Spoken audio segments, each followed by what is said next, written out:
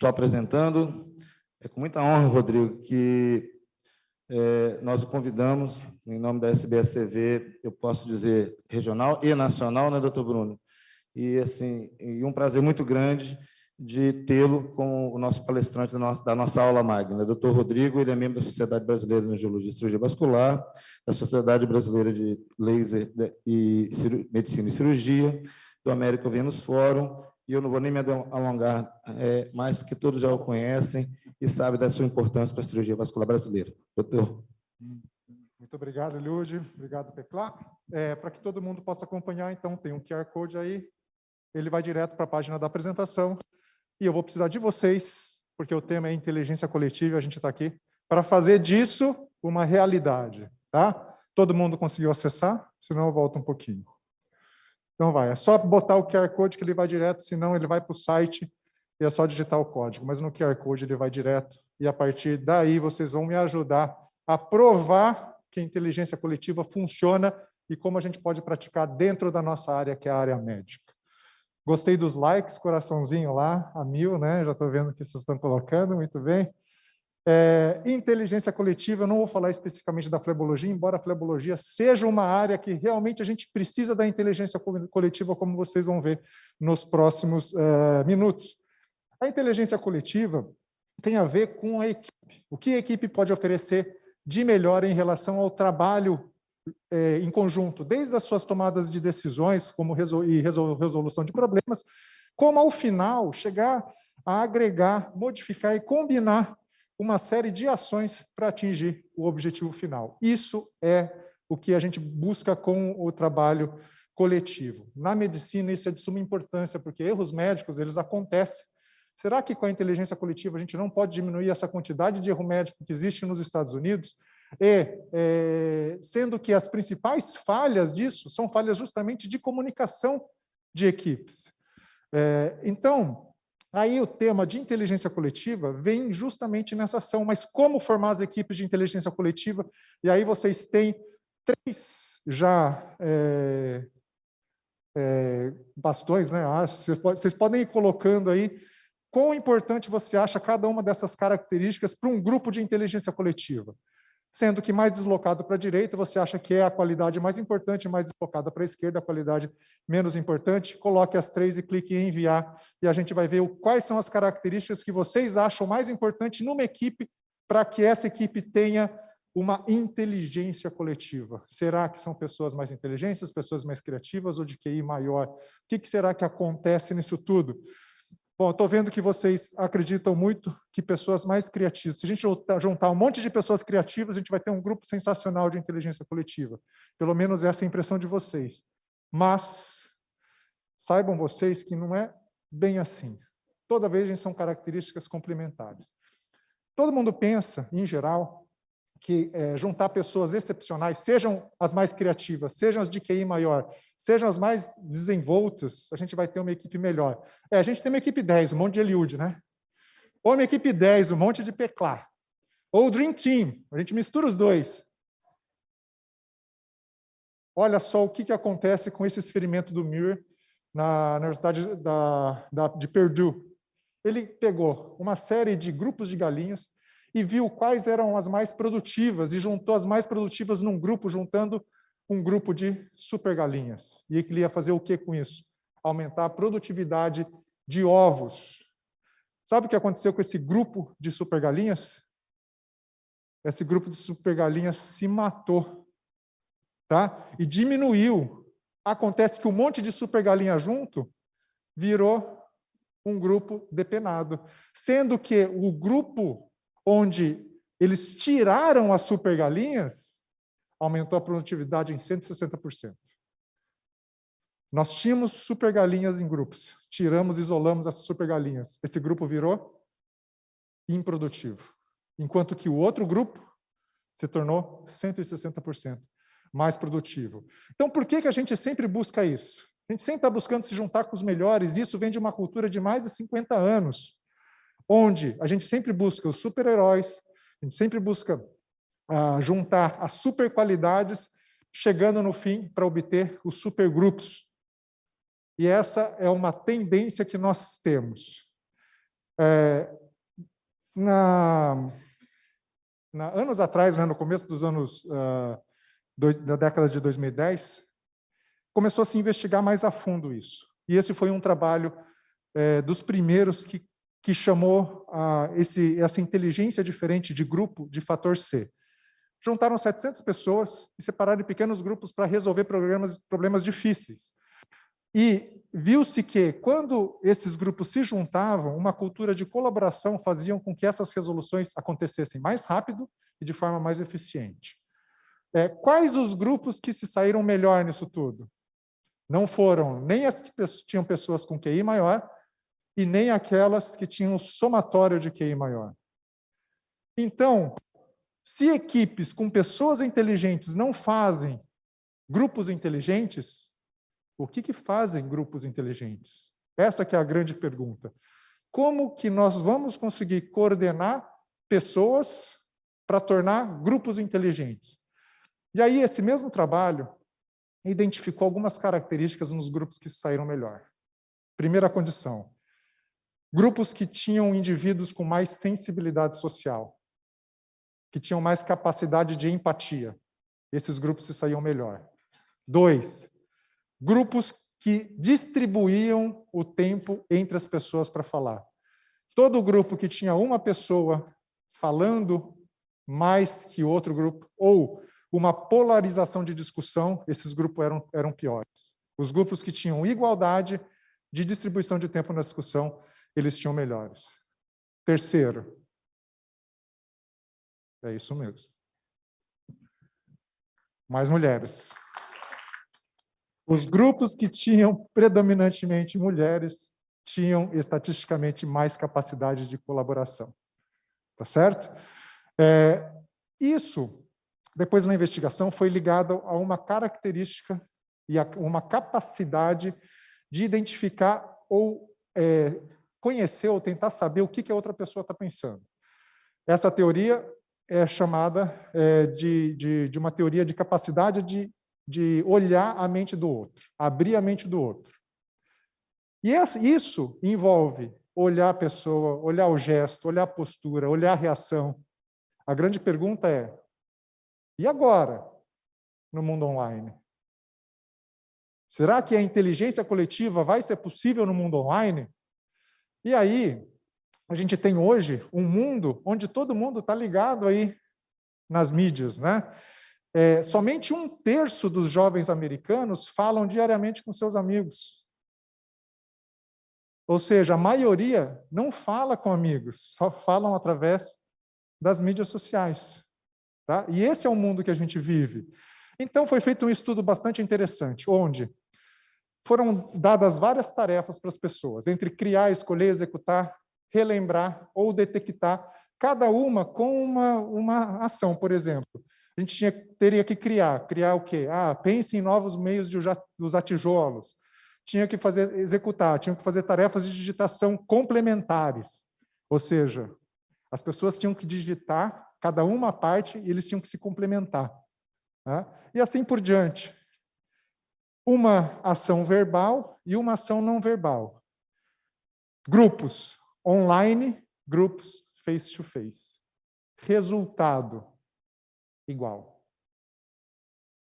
É possível ter inteligência coletiva de grupo pelo mundo online. O que não muda as características dos indivíduos, dos grupos melhores, terem a capacidade de ler a mente do outro. Seria bom, né? Não é ler a mente do outro, mas identificar o que seria um raciocínio complementar seu na outra pessoa. Ou seja, se alguém aqui é headhunter, a minha recomendação é aprender a fazer essa leitura, porque aqui pode estar o segredo de evolução de grandes corporações hoje em dia. Tá? Boas decisões coletivas, portanto, vão depender de deliberações e diversidade. E aí, eu vou deixar vocês olharem 20 segundos para essa figura. Olhem atentamente, vocês isoladamente, 20 segundos para essa figura, e a gente já passou 10 segundos. Mantenham e olhem. Tentem identificar algumas coisas ali. Vocês têm no celular a figura aí também, tá? Muito bem. 20 segundos e agora vocês têm outros 20 segundos para colocar quantas máquinas fotográficas estavam na estande. 1, 2 ou 3. Aí, coloca e vai. 1, 2 ou 3. Vamos lá, pessoal. 1, 2 ou 3. Quantas máquinas fotográficas estavam na estande? 20 segundos. Resposta correta. Eram 3. São 50% de acerto. Vocês têm 20 segundos para olhar essa figura. Olhem essa figura por 20 segundos. Tá? Mantenham o olho 20 segundos. Eu vou mudar a página, não quero que vocês respondam. Eu quero que vocês conversem antes de responder com as pessoas que estão do lado. E eu vou dar mais 30 segundos para vocês conversarem, para depois responderem de forma igual o quê? Conversem antes de responder. Com as pessoas que estão do lado. Eu quero saber qual a cor do cabo da faca. Conversem antes de responder, falem. Quem não tem certeza, converse e fala qual que é. E, por favor, respondam qual que era a cor do cabo da faca. Qual que era a cor do cabo da faca? Vamos lá. Vamos. Dourada. Dourada. Não, não tem dourada. O Júlio. Muito bem. 20 segundos, acabou o tempo. Vamos voltar. A cor era preta. Ficou entre preta e marrom. Tá certo? Mas o que aconteceu aqui? Provavelmente vocês estão daltônicos. Tá? Mas aqui, você vê que pelo menos branca ninguém colocou, né? Ficou nesse viés de confusão aí entre preto e marrom. Devia ter colocado verde. Mas, de qualquer forma, o que indica aqui? Que quando vocês conversam, vocês conseguem direcionar raciocínio para situações mais adequadas e, geralmente, o índice de acerto é maior. Eu quero que vocês conversem entre vocês e digitem qual que é o peso estimado dessa vaca. Alguém aqui é pecuarista?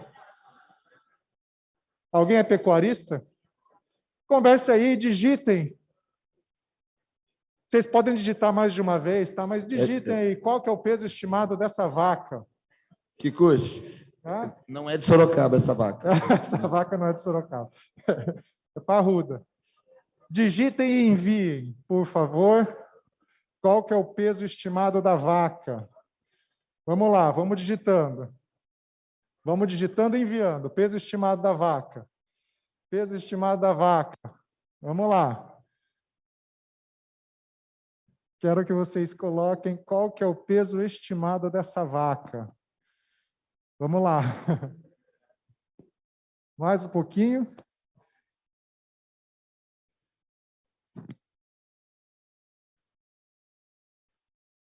Muito bem. O peso estimado dessa vaca é em torno de 500 quilos. Tá certo? É mais ou menos isso. Tá? Não, ela tá magrinha, porque tem vaca de 700, que é a vaca mais parruda, né? Então, o que acontece com isso? O que vocês fizeram? Vocês repetiram um experimento de 1949, que é de onde surgiu a ideia de inteligência coletiva. Esse estudo, eles pegaram para pessoas de público sem conhecimento de pecuária e perguntaram o peso estimado da vaca. Se eu pegar a média de todo mundo aqui, a ideia é que fique muito aproximado de 500 quilos, um pouco para mais, um pouco para menos. Tá certo? E quanto mais gente e mais discussão, mais isso se aproximaria do 500. Até chegar a um índice de que, se você pegar de 500 a 600 pessoas e dividirem em grupos, e essas pessoas estimarem nos grupos o peso da vaca, a estimativa é que a média não seja 1% para mais, 1% para menos do peso real da vaca. E isso é capacidade de inteligência coletiva. A gente tenta, de algum modo, na sociedade, arrumar formas de achar que a gente faz isso. Aí fala, o sistema de votação. O sistema de votação é um sistema de inteligência coletiva? Não é. Por quê? É um sistema que você está delegando alguma ação e função para uma outra pessoa. Principalmente, isso é falho no mundo polarizado. porque você não está sendo representado pela sua opinião. Então, votação não é uma forma de inteligência coletiva. Fala, então vamos confiar em experts. Também não é o melhor. Por quê? Quando você tem um expert num grupo e você vai ouvir esse expert, a tendência é você ficar viciada na opinião desse cara e diminuir a sua própria opinião. Tá? Inclusive, tem um estudo com ressonância magnética, onde, enquanto vocês ouvem um expert falar, uma parte do seu cérebro, que é justamente a parte de raciocínio e ação, diminui a atividade. É só como vocês emburrecem experts. Mas elas não têm função exata numa discussão de grupo de inteligência coletiva. Tá certo? E a gente vê que muitas vezes confiar cegamente em especialista, né, a gente se dá mal. A gente precisa, sim, ouvir nossa própria opinião, né? Quem diria que vai ter sol aqui em Vitória de ontem até amanhã? Parece que não é, né? Ou que a nossa inflação seria isso, ou quantas previsões você ouviram sobre a pandemia? Tá certo? Todas elas vindo de especialistas ou experts. Então, o processo de inteligência coletiva, ele tem basicamente duas formas. Uma, onde todo mundo, numa tela, como vocês acabaram de fazer. Isso é o primeiro, a primeira forma. A segunda forma é onde vocês são divididos em pequenos grupos e os grupos de cada grupo sai uma decisão. Os dois processos são válidos e os dois processos dão resultados muito bons. Tá certo? Essas são os dois frameworks de ciência coletiva. Agora, a medicina tem uma coisa diferente.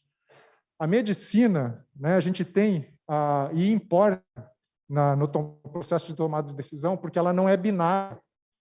A medicina, ela não é sim ou não. Ela é muito no talvez, é muito no mais ou menos, é muito individual.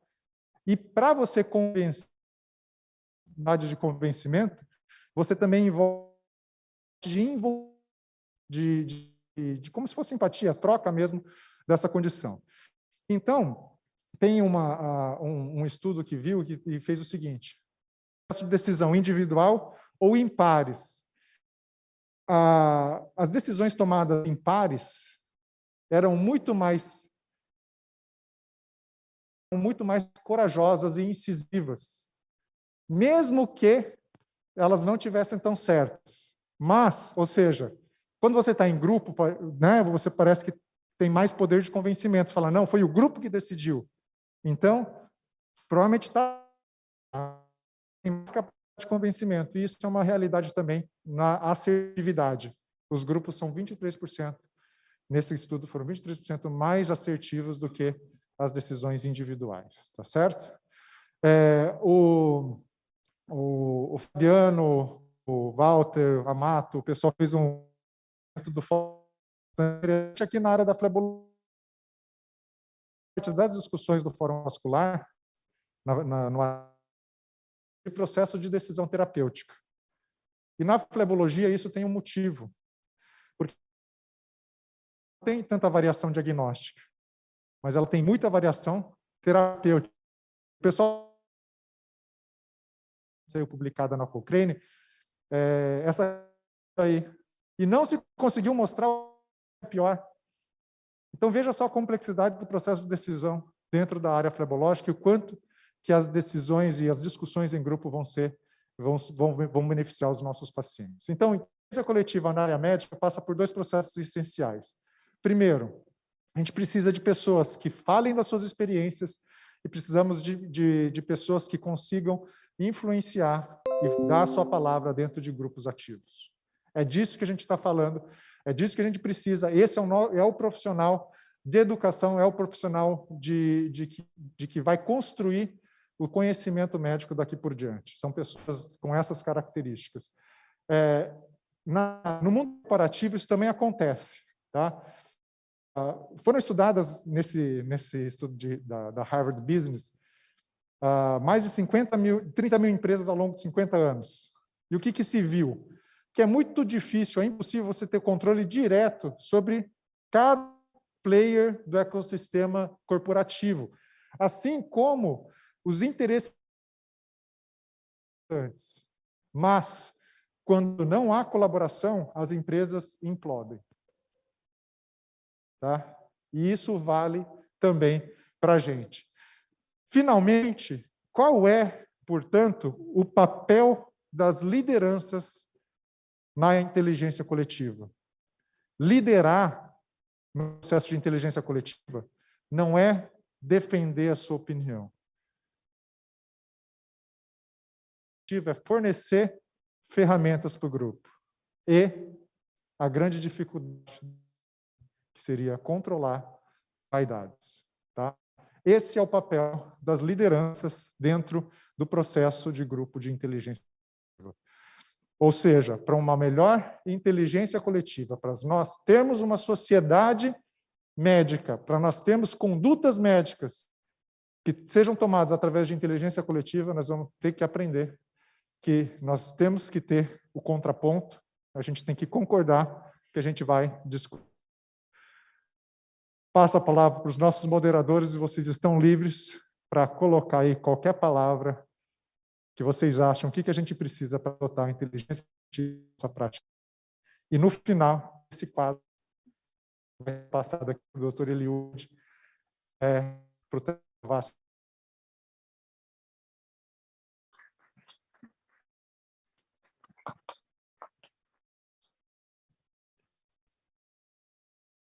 Doutor Júlio. Kikuchi, prazer revê-lo depois de tanto tempo, né, Kikuchi, presencialmente agora, prazer rever todos aqui, todos os amigos. Esse evento veio nos trazer de volta a esperança de que, de fato, dias melhores virão e que a gente está começando aí um caminho iluminado de volta aos eventos sociais, aos eventos presenciais. Isso tem preço. Só foi brilhante. Você falou, tem que ter uma combinação quando a gente fala de liderança, de grupo, de concordar e discordar. Hoje, o que a gente vê é que as opiniões não são revisitadas, né? Você tem a sua opinião e aquela coisa sedimenta, e daí, talvez, o grande motivo dessa polarização que a gente está vivendo. A sociedade vem fazendo isso, e aí o pioneirismo do Walter, do Amato, do Fabiano, sua, esses grupos de inteligência coletiva são realmente brilhantes, são sensacionais, e a gente tem que fomentar, tem que estimular, que esse é o caminho.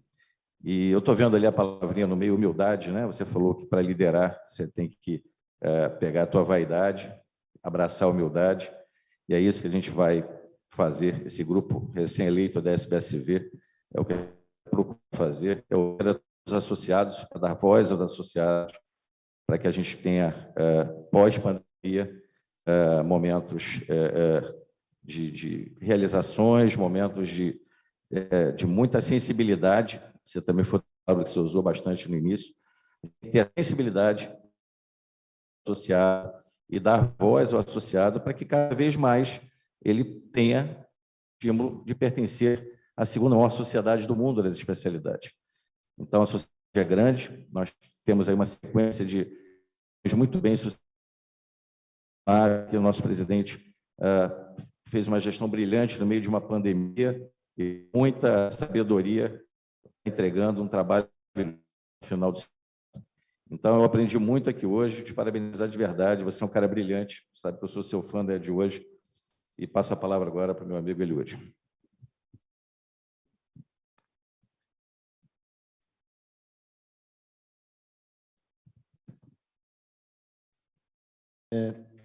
Pensamos para o tema do Tecnovasc, isso não aconteceu há 2 meses, né?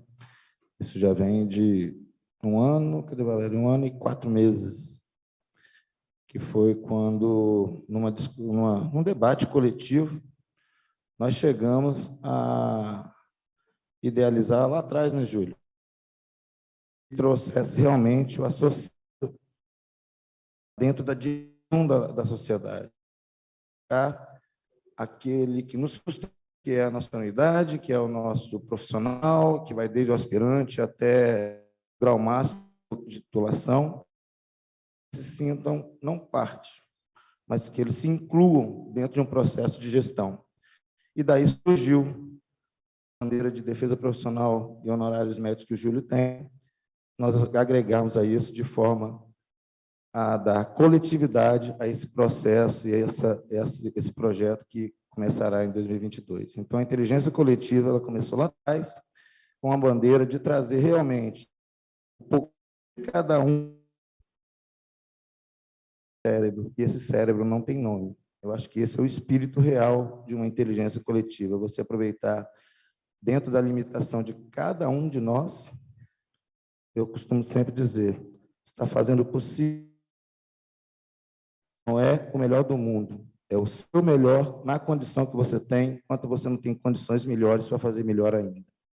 Porque se você ou eu nos contentarmos em fazermos apenas o possível, tendo as melhores condições, nós iremos cair na estrada muito ruim, que é a estrada da mediocridade.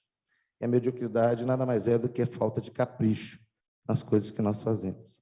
Então, se nós tivermos pensamento coletivo, trabalharmos dentro da nossa realidade, de norte a sul desse país, eu acho que a gente pode fazer uma grande cirurgia vascular e deixar um grande legado, principalmente para os nossos pacientes, que é fazer o melhor dentro do que você pode.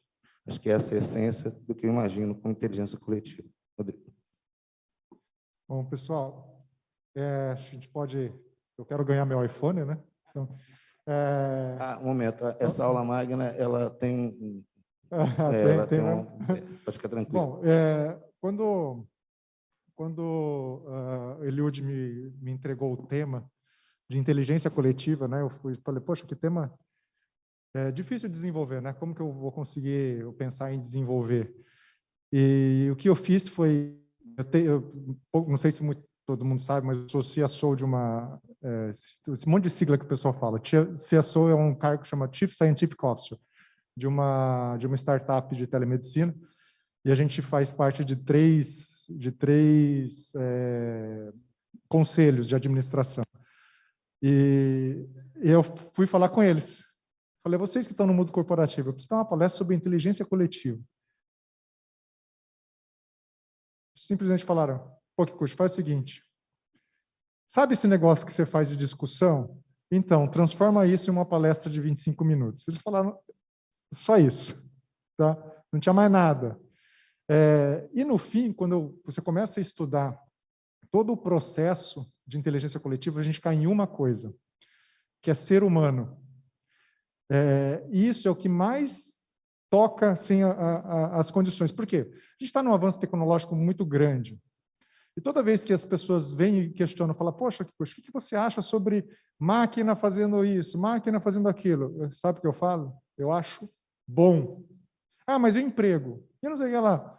Gente, se máquina pode exercer uma função que vocês fazem hoje, é porque essa função não é humana. Porque a sua qualidade é ser humano. Então, deixa a máquina fazer o que ela tem que fazer e vamos usar o tempo e nossa habilidade para ser o que a gente é de diferente, que é justamente ser humano. E essa condição de trabalho em coletividade leva a nossa capacidade de ser humano ao máximo. Por quê? O controle que a gente tem que ter entre resguardar, muitas vezes, opiniões e aceitar o adverso, e quanto melhor a gente conviver, quanto mais esse quadro que vocês escreveram aqui, estiverem sendo exercido, certamente a gente vai ter não só o melhor atendimento de paciente, mas uma sociedade melhor. Por isso, vocês estão aqui de parabéns. Agradeço a oportunidade.